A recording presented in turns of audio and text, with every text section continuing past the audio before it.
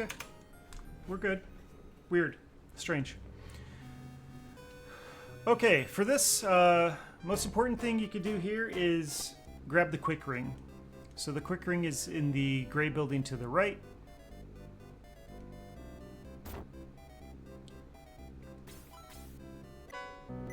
We're gonna pass, I called it the quick ring, it's the speed ring, I'm sorry.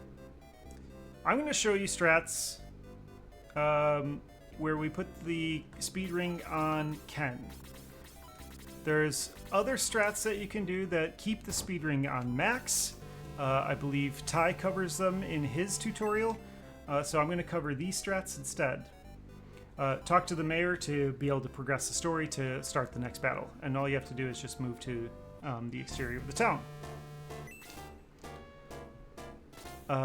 Okay, so we want to equip the speed ring on Ken on his turn because we're gonna take advantage of some trigger points again for the AI.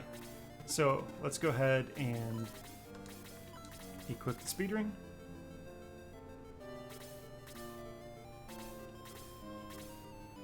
Our goal here is for Ken to go before the bats. And so he has a speed of 11, and the bats have a speed of 9. So he has a good shot of outturning the bats. But he's not guaranteed to outturn the bats, because as I talked about, the turn order, or the agility, the turn in the round is determined by effective agility, which it basically is 80 to 120% of your agility stat. So thankfully this round, Ken did go first in the round.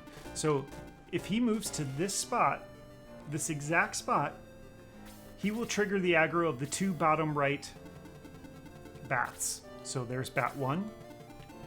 You want to move Ken or Max to this exact spot because he's going to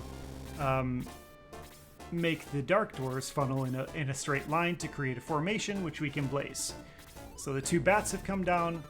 We're gonna move Tau here.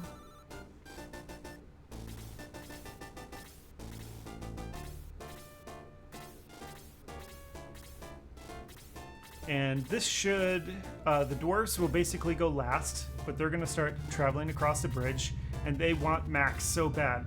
So they're just gonna make this juicy formation here. Ken has gone first, which is great. We're going to attack the middle dwarf.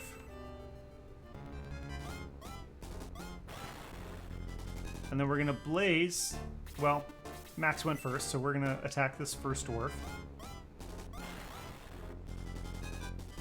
And then we're gonna blaze the remaining two dwarves.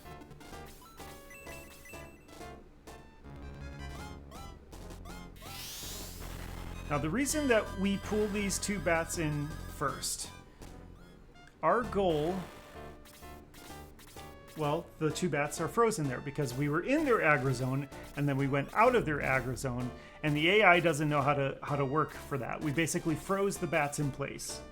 So that's prevented two bat attacks against our characters. And as we know, bats cause sleep, and sleep is a huge time waste. So we don't want sleep. Max has gone first, which is actually beautiful. We're gonna go try to take care of this bat immediately. If he hits, he kills it. Beautiful. Of course, because it's tutorial day. And then we're gonna block this bat with Ken. We're gonna attack with the bronze lance to weaken it far enough. Weakened it quite a bit. And then Tao will finish that bat off with a blaze 1. I don't care about the dwarf. The dwarf's gonna aggro Max and it's only gonna do 1 damage. So that doesn't bug me at all. What I care about are the bats who do 1 damage, because the bats can put you to sleep. And you don't want to be put to sleep. So we kill the bats. Kill the bats! Now, these next two bats come down. They're in range for us, but out of range of our characters. So no one got attacked on that turn by the bats either. When this goes right, it's great. When you start missing the bats, that's when you can start getting swarmed and put to sleep, and yeah, time waste, time waste, time waste. So unfortunate that Ken got outturned by this bat. So now Tao got attacked, and that could have been an opportunity for Tao to fall asleep. Though fortunate that that the left bat moved and made that pretty two-man formation. So I'll have Max attack this top bat, and then I'll have Tao and Ken tag team this group. Oh my gosh, this is a perfect 2-1, and this never happens, okay? This never happens. But it was beautiful. So there we go. All bats, all mobs taken care of. Typically, I'm not done with this until like 7 minutes, 6:30. To be done with that section in less than 6 minutes into the split is incredible. So now the next part of this is we're gonna do some more turn order manipulation, and we'll slow down and we'll talk about it. We'll even make a save. I'll recommend where we save, but we just got to move to the left. And we need to pass the speed ring to Max. And Max is going to equip it.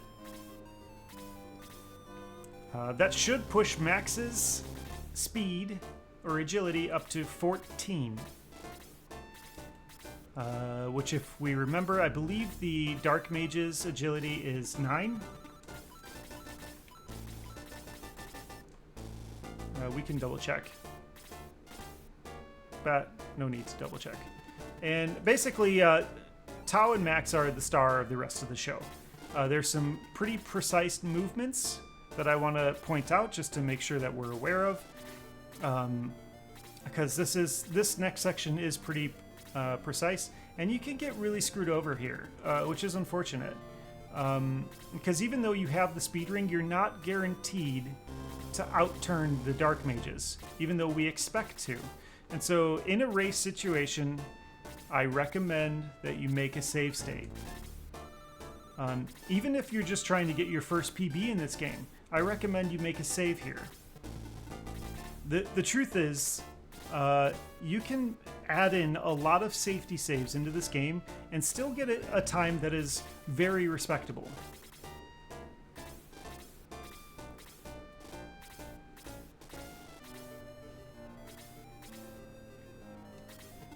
Okay, so I'm going to talk about the trigger points for all these enemies now. This zombie is not going to aggro Max until he is 2 down and 2 to the left of it. So when Max moves to this spot where my cursor is, this zombie will head straight down. But that's the only enemy that's going to move. Max is going to go first, he can attack it, Tao will likely go after, and she can blaze it and kill it. So when Max is here though, that will aggro this mage, and he'll move 2 spaces down. At which point, we'll move up and attack the mage and kill it. After we kill that, these 2 zombies will come over, but they won't be able to hit him. And then Max will move up here. This black dark mage will come over, probably blaze to him, and then it'll be Max's turn again, and he walks into the town, and the battle is complete. You cannot trigger the zombie and expect Tao to kill it unless Tao is already at this spot right here. So if you're about ready to move Max onto this tile that's going to aggro the zombie, but Tao is right here, you can't. Don't do it. Just wait. Just burn 1 round. It's 20 seconds loss, but just burn the round and make sure that Tao is at least right here in this spot. She has to continue moving forward every one of her turns, but that's the rule. You could also play it and just play that, okay, I know Max is going to tank a hit. So we move Max 2 down and to the left of the zombie. We're going to move Tao just up, ready to attack that zombie once Max has. And we'll see this zombie move down. I'm going to make a save state. Normal run, I would not save. I would not make an in-game save here. In a race, I recommend it. In this tutorial, I'm just going to save state it just in case things go haywire. So, attack the zombie. We know that Max has the speed ring. He's got 14 agility. He is likely going first every single round. So he went first here and outturned everything. Tao's going to come, finish it off. Exactly, Tech. Yeah, there's a possibility, even with the 14 speed, that for some reason this Dark Mage outturns Max twice. And that could kill the run.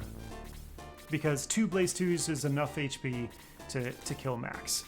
Okay, so now Max is gone again. What we're going to try to do, but it's very unlikely because we have 10 speed without the Quick Ring equipped, is we're going to try to manipulate the turn order and make it so that Dark Mage above on the right goes before Max on the next turn. So we're going to unequip the speed ring here, and then we're going to attack this Dark Mage and kill it. Ooh, nice 22 HP. Real nice. Max should still be fast enough to outturn these zombies, and we're just gonna play and see and hope that the Dark Mage outturns Max on the next turn. He didn't, so it's Max's turn again. We want to re-equip the speed ring, and this is where I'll make a save state again because you're guaranteed to get Blaze 2'd here. You don't want the Mage to outturn you on the next turn and Blaze 2 you again and kill the run. So that did 9 damage. If he Blaze 2s him again, it'll kill you. So, but Max is super fast, so I expect him to outturn. He did. You walk into the town, the battle's over. Okay, I just wanted to show a quick example of when the outturn with the Quick Ring actually works in 2-1 here. So this is a former run of mine. And that's the weird thing about this game, is that something that is theoretical. So you unequip the speed ring here, and then you attack the mage. This will make Max slower for the next round. Play a good thing actually is a bad thing in my brain. Of course, man, enjoy the emotes. I think they're pretty cool, so, you know, I'm glad you have them. I need to fix a couple of them. Watch the turn orders here. The zombies are going. Or change a couple of them. As long as Honor doesn't fall behind. Yeah. This mage up top actually goes really late in the round. Oh, cool. The round starts over. Oh, cool. And the mage goes again. So we know, we just saw that mage go twice, so we know that it outturned Max. So Max moves up, equips the ring, and he should go first the next round. That's the cool, I love that GG, for sure. And there he is. And that's the sneak. So to continue on, you talk to Henri.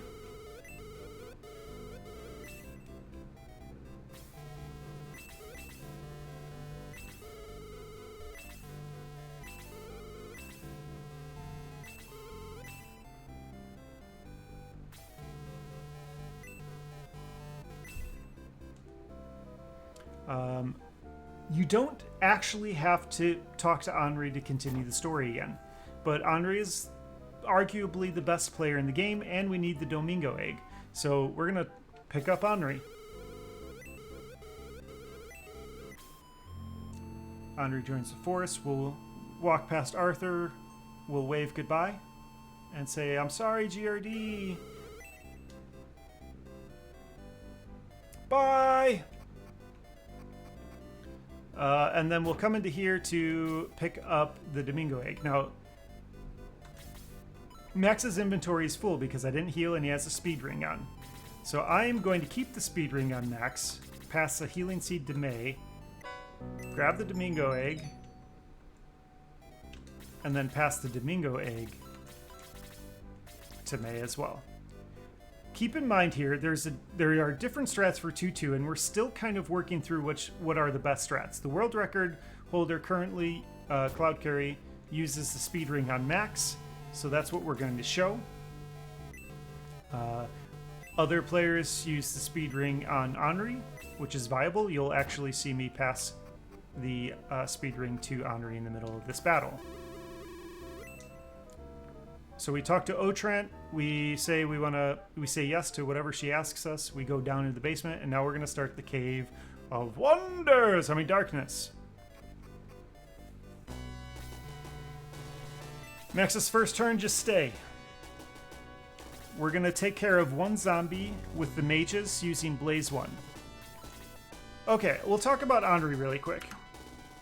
When you pick up Henri, you have a chance of picking up an Henri with 8 HP and 10 MP, or 9 HP and 11 MP, or maybe 10 HP and 12 MP. I've maybe seen 14 once. 12 is great. If you see 12, be thankful. If you see 11, you're really sad, because right now the only spell that Henri has is Blaze 1. Blaze 1 costs 2 MP. If you only have 10 MP, you can only cast 5 Blaze 1s.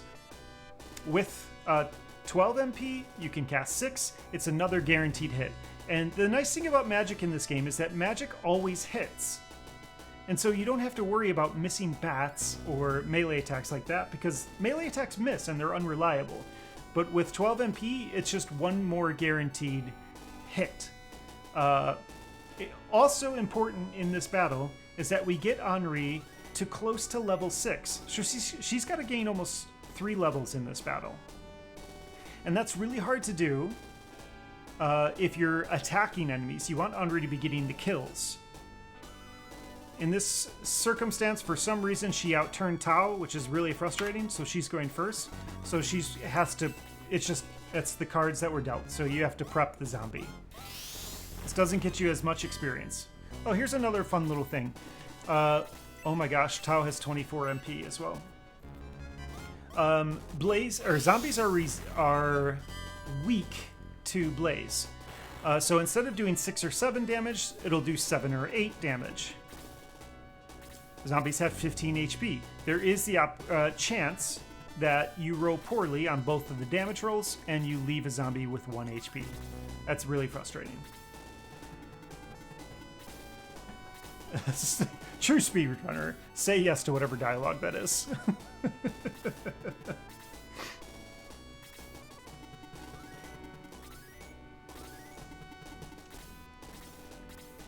Okay, now on Max's turn, because he's got the speed ring equipped, he's going first. We prep this zombie for an Henri kill.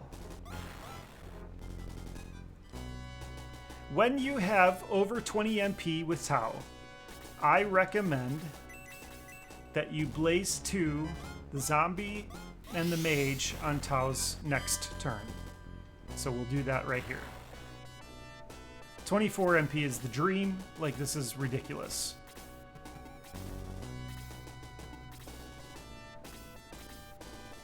Also, she's really slow for some reason. We're just gonna move Ken right here. Yeah. So move Tao, and we'll just Blaze to these first 2 enemies.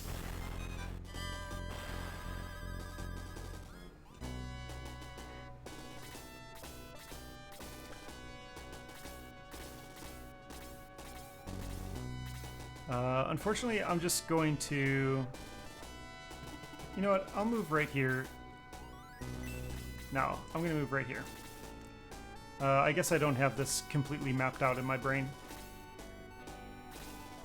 Okay, we're going to move a little closer, and we're going to target all 3 of them. Kill the zombie, kill the mage, weaken the sniper. There's level 7. Speed by 1.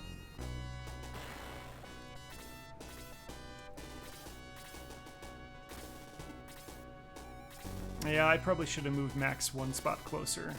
So I'll show you what I prefer to happen. So it's basically going to take 1 round longer. I'm going to bring Ken in close, and we're going to prep this sniper.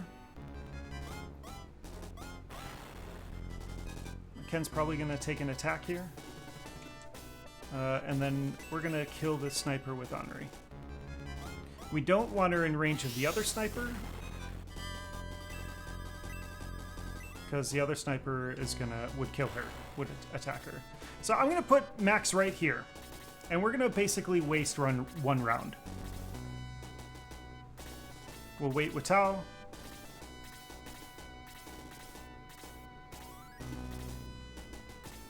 think every single bat has gone.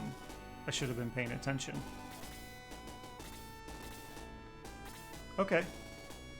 So now, since I think every bat has gone, I'm going to move Ken across, because I know Max is going to go... I know Max is going to go first next turn, right? So we're going to move Ken across. We're going to attack this bat head on. That's a nice prep for Henri to kill.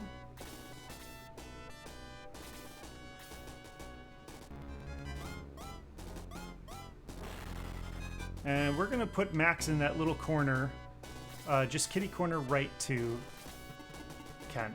We're going to attack this bat. Essentially, we're prepping a formation for Tau.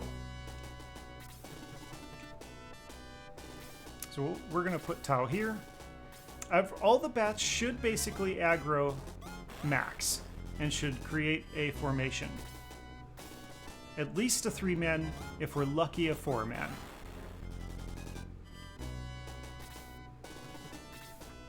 So it looks like we're going to get lucky and get a 4-man.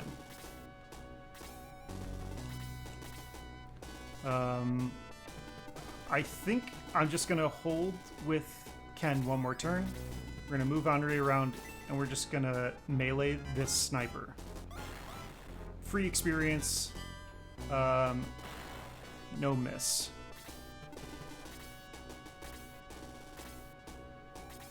Nice. Okay, Tau went first. We're going to blaze this massive formation.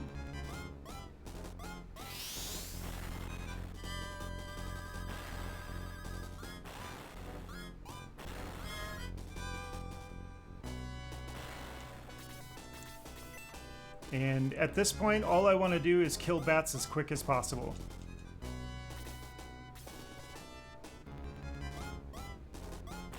I did mention that we are trying to get Henri to level 5. I like to use these dark mages at the end to kind of get her there.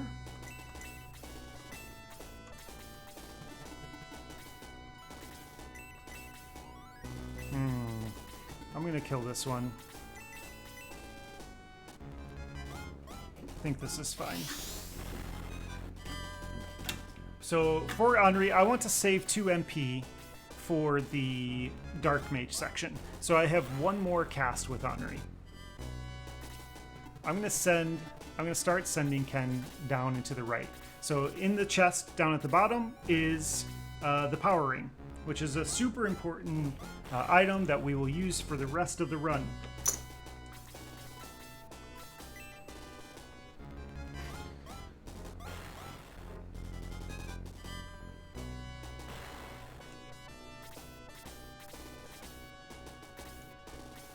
Oh, come on, Tau, you can do it.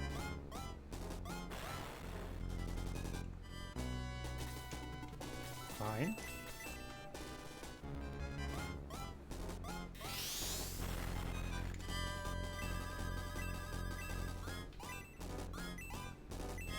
Got Henri to 5 already, which is great. We're gonna have Tau cast Blaze 2, and then she'll probably kill it with a Blaze 1 on the next turn.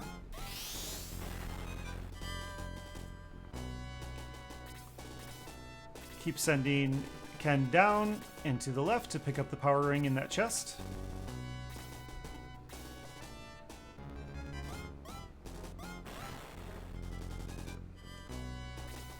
Okay, I want to give the quick ring to Henri now.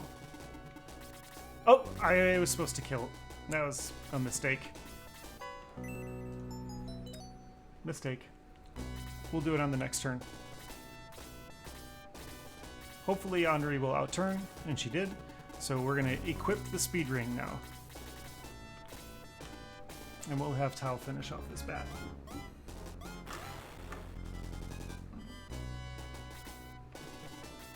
Have Henri stay there until Ken catches up to her. You may want to mention that you can leave Henri with 4 MP.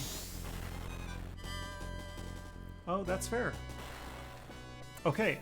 Another option here is if you wanted to leave Henri with 4, and I will pause the timer, with 4 HP. Henri, being a mage, is a high threat or high aggro unit. So if you put her into range here with, like, say, Ken, the mage is going to blaze Henri instead of Ken. But if you put Max here instead of Ken, Henri here, Max here, the mage will target Max instead of Henri. And so you could try to have Henri blaze 2 or blaze 1 this mage twice. Thing to note about that is that the Dark Mage does have 13 HP, and Blaze has a chance to roll 6, so 2 6s. You would need it to roll 6 on one and a 7 on another in order to kill him. So you are playing sort of an odds game there. What I like to do here is bring Ken up with the Power Ring, attack with the Spear here after the Mage has taken its turn, and then have Henri come with the Speed Ring equipped and finish it off with the Blaze. That's typically how I do it, but there are different ways to finish this section.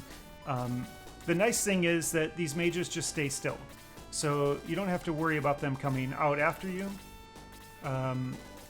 So just do whatever you're comfortable with. Make sure you've practiced it, because things can go wrong and turn orders are still messy here, so you need to know what's going on.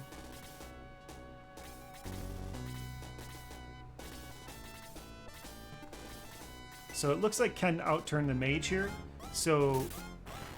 and sometimes he crits, and that's very annoying. I was trying to leave that prepped for Henri, but I'm gonna move Henri as if I had just cast the spell. We're gonna move Max over, and on this turn we're gonna boost Henri with the Speed Ring. Okay, chance to hit with melee is very high for targets that are not flying creatures, because flying creatures have a built-in evasion. But there still is a chance to miss. So if you really wanted to be safe here, you should probably save on all these attacks. I've lost runs here because Henri will miss. It's very annoying. Also, she cannot do the full 15 damage that's needed to kill the skeleton, so Ken needs to prep it just with a little hit like that. 3 damage. We're gonna kill this mage first though for the experience, because why? Also, hi Cloud, I see you. Oh yes, there is the chance that you could manipulate the turn orders with Henri with the Speed Ring too by having it off and then putting it back on. Alright, we go in for the kill. This should get her to level 6. And the kill. And that's a beautiful thing. So, battle over. Anytime you want to chime in, Cloud, let me feel free. I have no problems with that. I want this to be, I want this to be as information heavy as possible. All right, you open up the chest, grab the Orb of Light, and head straight up. And this is to progress the story. You need to talk to the Spirit Lady. I don't know. She said some words. I don't really pay attention. I just hold the B button to make it go quick. After you have used the orb, you can move it down to May.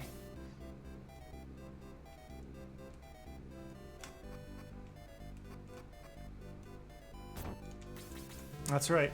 Birdman and I are going to lunch together on Tuesday. Talk to Otrant to progress the story, get the lady to move out of your way, and then you just have to head back to... Man, I don't even know what this city's called. What is this city? Rudo?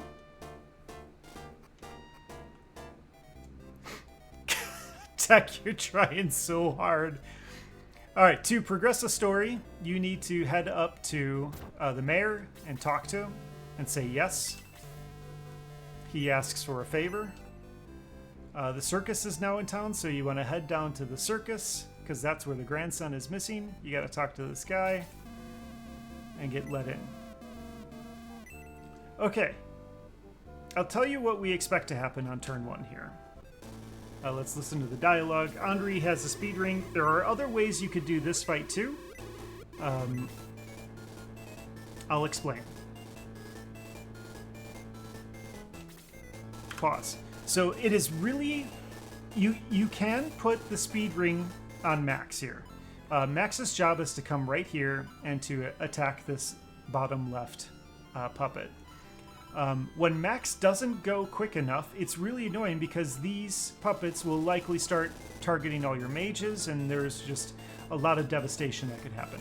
So sometimes we like to put the speed ring on Max to make sure that he goes first and is the target of the aggro. But that means that Henri doesn't have the speed ring, and it puts her in danger of not being able to outturn the bats. And if Henri doesn't move from this spot, this bat will be aggroed and start running towards you. If she goes first and moves before that bat, the bat stays there for the rest of the fight. So you can either keep the speed ring on Henri or put the speed ring on Max. What I typically like to do is keep the speed ring on Henri and freeze this first mannequin. Tao's going to come in and Blaze 2 and be able to kill it. If you only did a Blaze 1, you may not kill it. So the freeze does 8 or 9 damage. So you come up, do 8, have Tao come over, hit the 3-man formation. Typically this happens. Sometimes Tao gets outturned. It's very rare, but that's the RNG of the game. So that's a nice little formation. Now Max is gone, everything's working perfectly because of course it's tutorial day, and he'll finish off this mannequin. And if Ken goes before this evil puppet, I will definitely kill the evil puppet with Ken. The reason I am killing the puppet off with Ken right now, and sometimes I don't, is because Henri is already level 6. If I still need her to get to level 6, I will save it for Henri. Ken did not outturn the puppet, but we're still going to kill it, just by standing right here. Max got attacked, but he has a healing seed, so we're going to use it.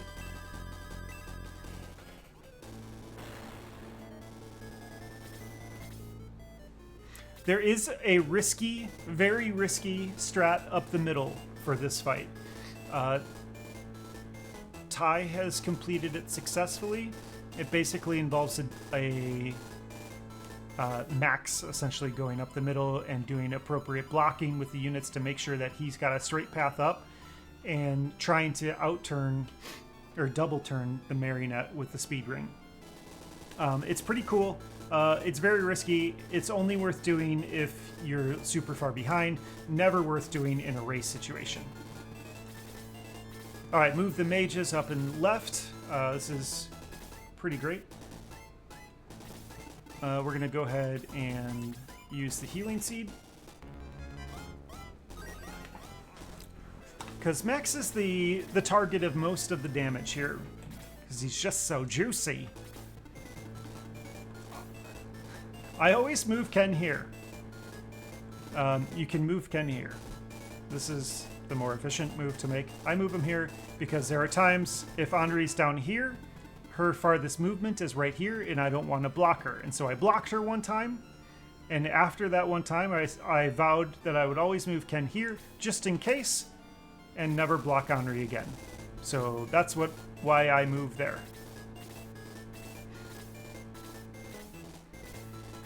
Okay, the next turn, we're basically engaging. So as soon as you get onto the platform right here, the aggro is going to be engaged for all the enemies on the platform. The hope is, and it should happen, that Max outturns all of the puppets. We're going to save right here because I'm going to show you what I consider a more consistent strat of double boosting.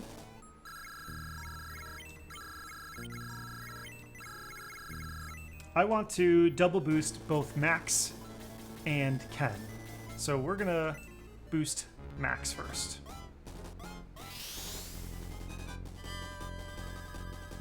We save because the ring has a chance of smoking. And if you need to boost 2 people, if it smokes on the first try, you can't use it again, otherwise it'll break and the run will be over. So it's just safer to save.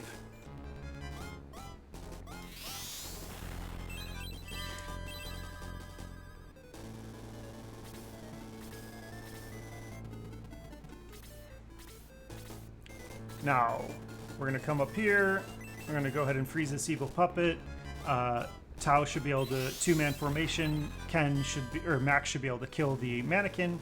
And then Ken's going to move up and boost himself. And for this one, we don't need to save because we've already boosted the 2 people that we need to boost. That's a clutch level up, by the way. I don't think it's smoked, fat guy. Come on. So Ken moves up, and he's going to boost himself now. All right, we need to talk about the boost glitches and stuff and how boost works. Let me go ahead and move up here. Just take care of this evil puppet. Our hope is that Tao gets to level 8 in this battle.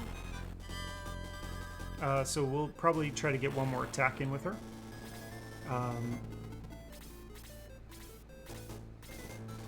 Okay, boost is sort of glitched.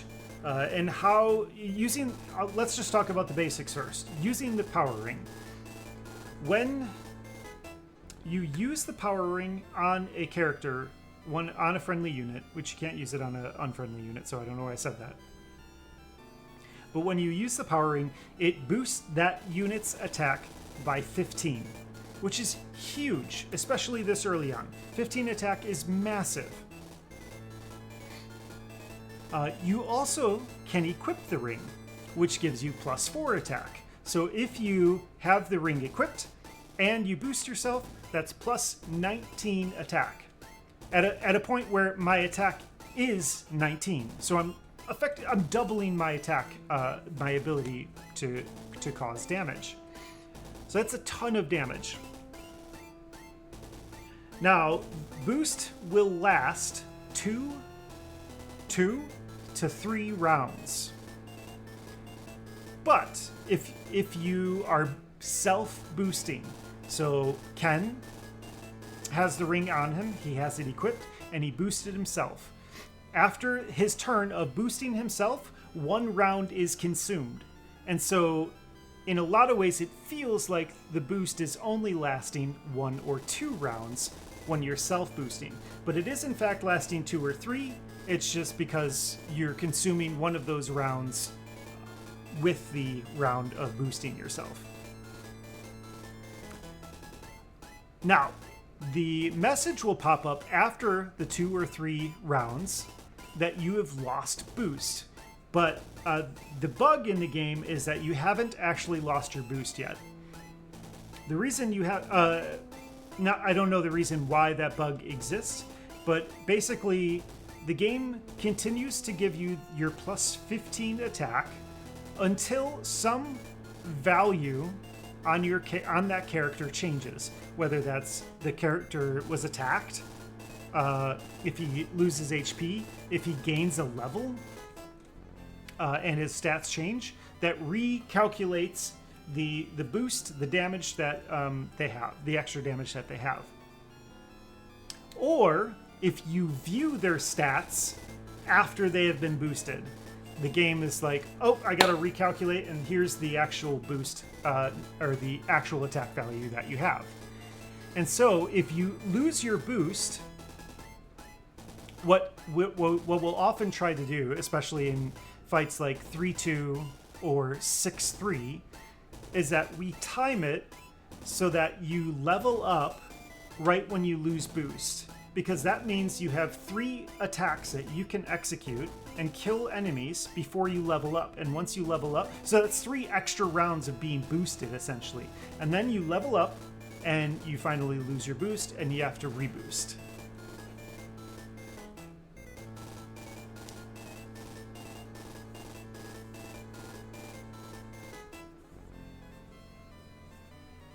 All right, how did that go? Did I miss anything with that? Do we feel good about that?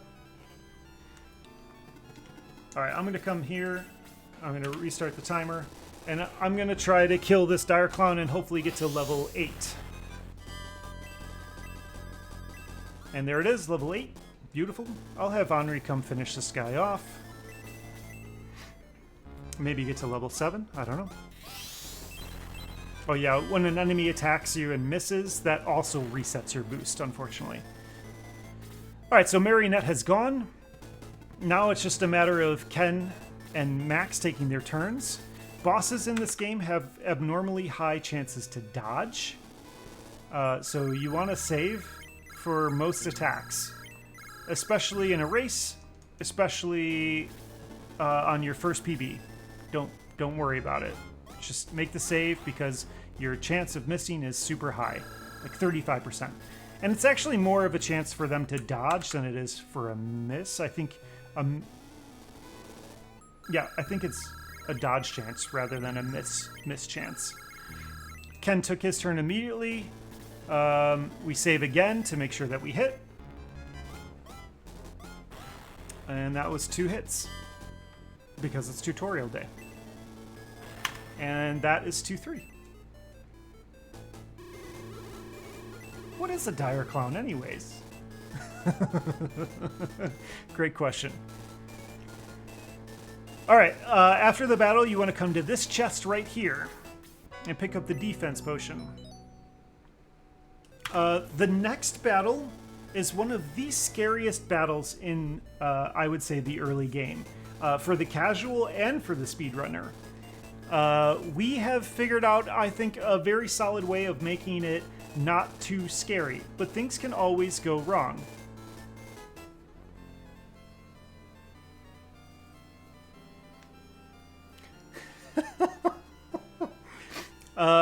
So one of the things that I said, when Max got his level 8, he got a +2 on his defense, and I said, that's so clutch. The reason is, Max will naturally come by defense on his own. And this is just another mechanic that we need to explain. The way that leveling up works in this game is that there are benchmark stats that the game expects each character to basically be at. And sometimes the game likes to throw the random modifiers onto those stats. And what occurs is what we call rubber banding, where there is a set benchmark where I expect this character to have these stats, but sometimes it'll like not give you as many stats, or sometimes it'll give you over the amount of stats for that benchmark. And when, in the case where it gives you no stats, you can expect then, like on your next level up, that the game will correct itself and probably overcompensate for that stat. And I feel like we see this rubber banding a lot in the game. Sometimes I feel like I see it with turn order, though that's not necessarily true. It just will be like sometimes I go last and then sometimes I go first. So with Max, he naturally comes by defense as he levels up. But if you use potions, stat increasing potions like the power potion or the defense potion, that artificially raises that stat. And so when the game checks at the level up, is he at the benchmark that he needs to be, and you've used a lot of defense potions, it'll be like, yeah, he is. I don't need to give you any defense. So what we've started to do is try to not use one of the defense potions from Chapter 1 and save it for this time here. Because we know that Max is naturally going to accrue some defense on his own. And we just saw that he gained 2 defense. So now I have two defense potions to use here instead of 1. That I can potentially get 4 more defense on top of the defense that I've already gained. So we're trying to make a tanky Max, essentially.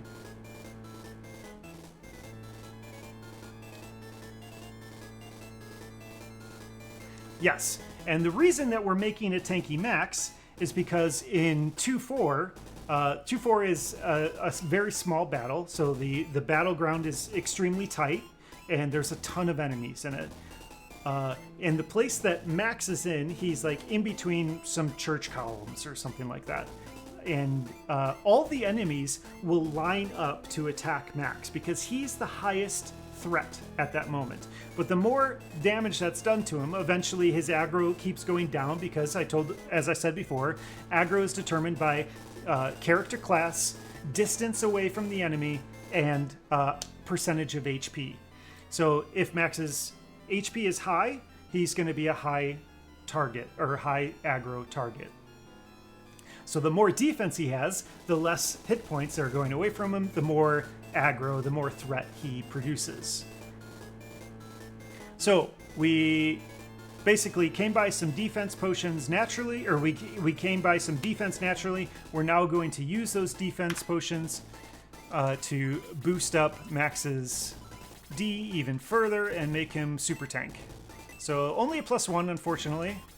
On the first one, let's use the second defense potion. +2, so we got 3 out of 4. It's pretty good. I'm really happy with that. It's also at this point, because we're gonna need Max to heal a lot in the next battle. I didn't have the ring smoke. Okay, let's talk about ring smoking.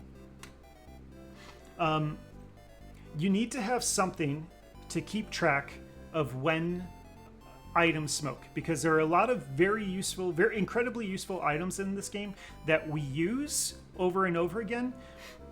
But if you use them and they smoke or they crack and you use them again, you lose that item forever.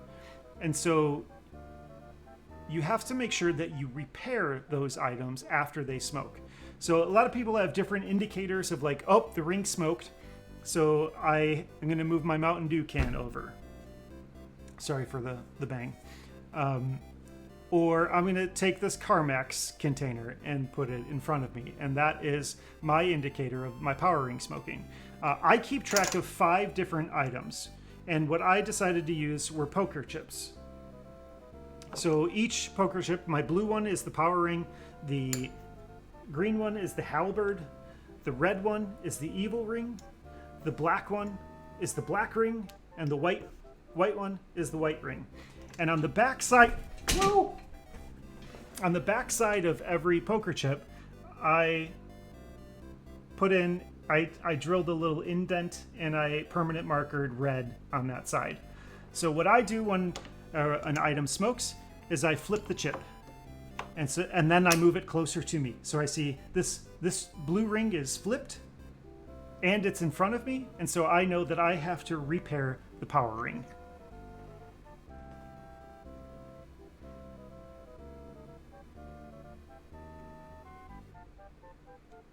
Yes, this is luckily even though we turned off the messages at the battle messages at the beginning of the game, when the ring smokes, it still presents that battle message.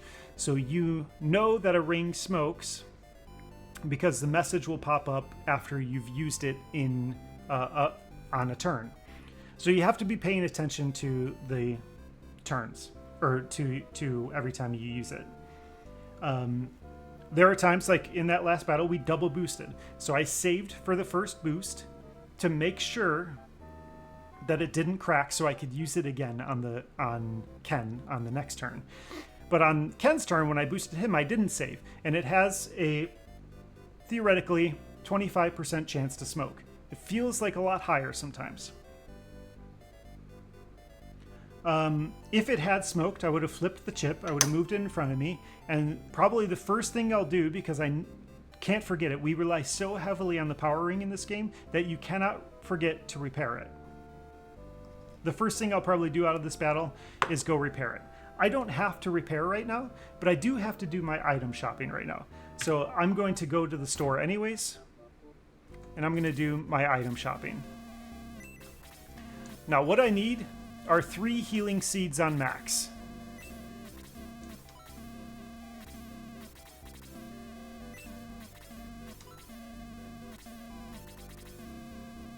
Since I'm here, I'm going to put 1 healing seed on Henri. I'm going to put 1 healing seed on Tao. And then I'm going to buy an Angel Wing for Tao. Angel Wing casts Egress. And that's it. So now to progress the story, we go up to the mayor's house. Silly girl. We talk to the mayor. He says you get the ship. And like responsible ship owners, we set it ablaze. So head over to your ship, which is to the right off the pier. Oh, also, yeah, that's fun. Also unrelated, in Shining Force 2, you are not actually able to self-boost. Fascinating.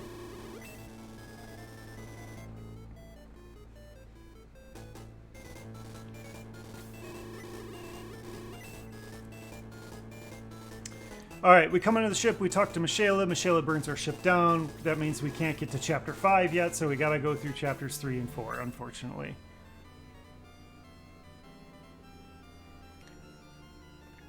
This is super slow animation. Interestingly enough, these are also the sprites for the dead bodies in headquarters. Let the ship burn down. We gotta go talk to the mayor again and say, hey, what for? Your ship burned down. And then he'll be like, sorry, maybe you should head north. And then he'll ask us if we're still determined to go, to which we have to respond yes. And then we can leave and head up to the church. So this path was blocked before, and now it's unblocked. This is church. To make this person leave the doorway, we have to go talk to the priest in this room, who's actually Draciel in disguise.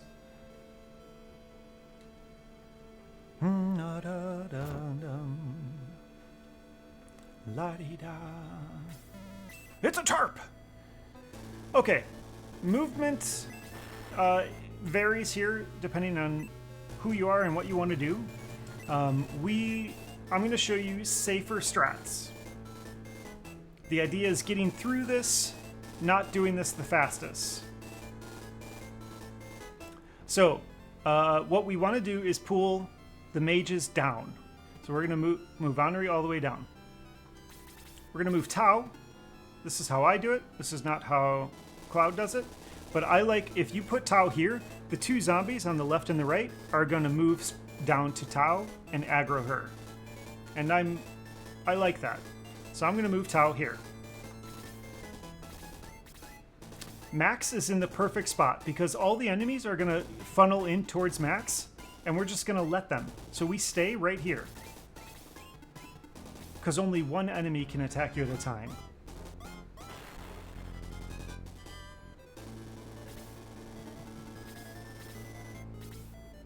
Alright, Ken is getting outturned a lot, which is not my favorite by everything. Okay, so one zombie went up. That's funny. For some reason, this is different. But what we're going to do is we're going to make sure the spear is equipped, and we're going to use the power ring on Ken. No boosts, or no cracks again. So we're watching every time we use it. Alright, so for whatever reason this time around, the zombies all went up even though I moved Tau where I normally do and they go down. So that's the thing. Sometimes that happens. We're going to come over here and make sure that we kill that zombie. But then this left zombie, we want Ken to take care of. I'm also, as a precautionary, probably, even though Max barely took any damage... No, never mind. He only took 2 damage. Alright, we're going to kill this zombie now. So, in my brain... unbelievable. The aggro should still be on Max for all of these. We'll see. Tau is capable of tanking. So, at least 1 hit from a zombie. So I think she'll be okay. So far, so good. So far, so good. So now we'll move over here. We're going to blaze to this group and then get rid of this straggling zombie on the bottom. The goal is to get Tau really close to 10 here.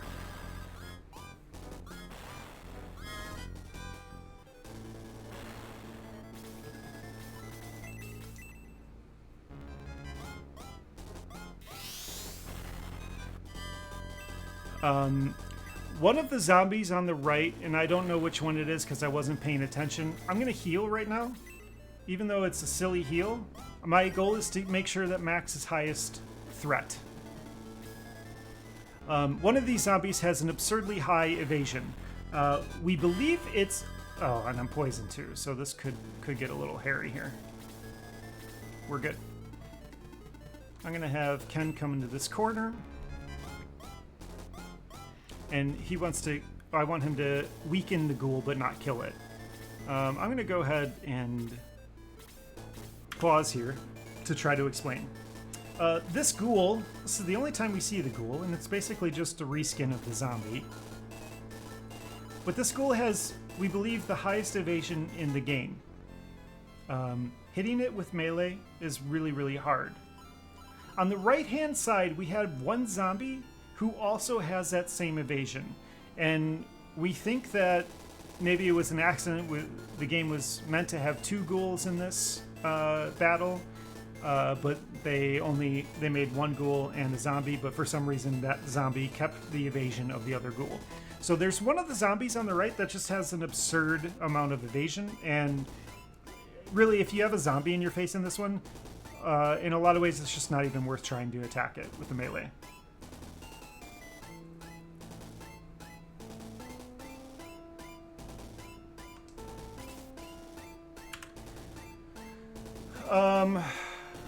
Okay, I think like I had said before, the goal in this is to get Tao close to 10 and Henri close to 8.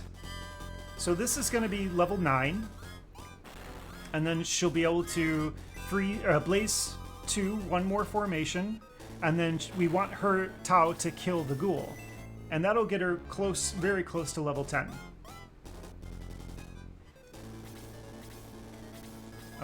We're gonna heal again. It's a waste of items, but like I said, my goal is making sure that Max is highest priority threat.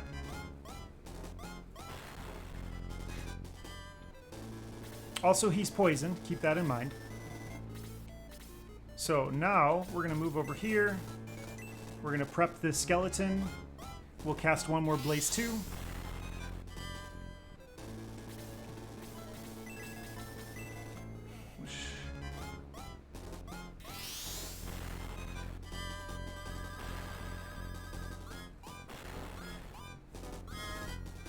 Yeah. So that was a ton of experience. So that should have been 48 experience for Tao. Ken still hasn't hit this thing yet. Basically, okay, now he has 6 damage. The ghoul is resistant to magic. So a blaze, resistant instead of weak to it. So a blaze 1 is either going to do 4 or 5 damage. Not 6 unless it crits. So we're going to have Henri prep it by Blaze 1ing it, and then we'll have Tao finish it with another Blaze 1. At level 9, yeah, we talked about experience and how experience kind of shifts the with basically enemy character level, or enemy level. And so Tao being a level 9 is going to get full experience for killing this ghoul, because this ghoul is a higher level than she is at this time. And so the kill is worth 48 experience to her. So she just killed 3 units. She's going to kill the ghoul. She'll be at like 96 experience likely. And in 3-1, we'll push her over the edge, get her to 10, so we can promote her. So let's go back to the game. We'll Blaze 1 to prep this. Hopefully only do 5 or 4. And then Tao can finish it off with another Blaze 1. And this ghoul just stays in place, so we never have to worry about it attacking anyone unless you put them into melee range. Bam.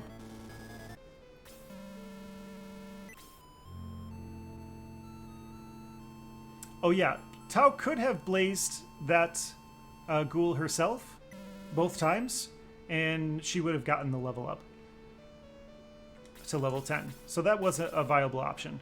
Okay, Max is poisoned, so we're going to use this antidote on him right away. That removes the poison, and we'll progress the story and finish chapter 2. La-dee-da-da-da. And somehow, I got a better time in my chapter 2 than I did in my PB, because my PB's chapter 2 was completely awful.